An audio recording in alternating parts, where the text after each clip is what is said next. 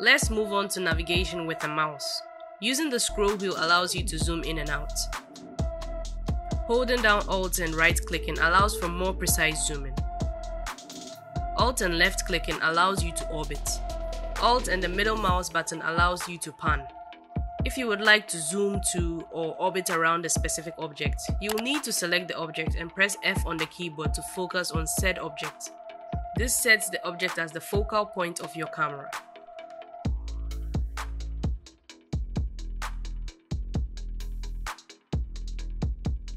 Let's head back to the toolbox. The first tool is the selection tool, activated by the keyboard shortcut Q. As the name implies, this tool is used to select objects in Maya. The next two tools are also selection tools.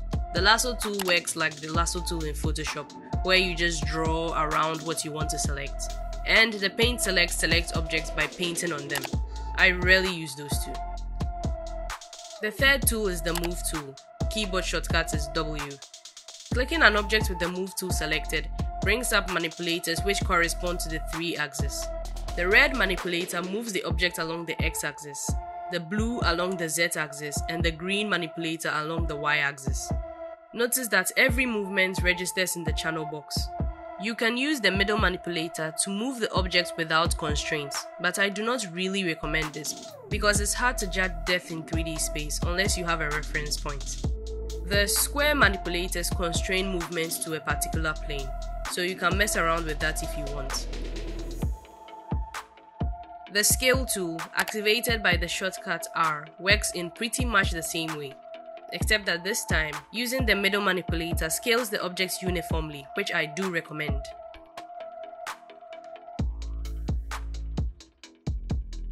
The rotate tool, activated by the shortcut E, when selected, creates spherical manipulators around the object. The manipulators are color-coded to match the 3 axes. You can click anywhere in the sphere and drag for unconstrained rotations, but the other manipulators work the same as the move and the scale manipulators. We see that we are able to use shortcuts for most basic commands, but what do you do when you want to change those shortcuts or assign shortcuts to other commands? Well, you do so in the hotkey editor. Click on the Window tab, scroll to Settings and Preferences, and click on the Hotkey editor right below Preferences. Here, you can map any command to any key on the keyboard, provided the key hasn't been mapped already. Let's give it a try. Choose Menu Items as a category. Go to File and New Scene Options. Type in any key that hasn't already been mapped, the grayed out keys. I'm going to pick 8 because it's a nice number.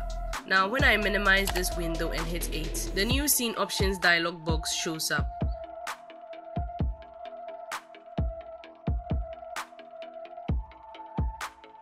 You can click the X button to reset your entry.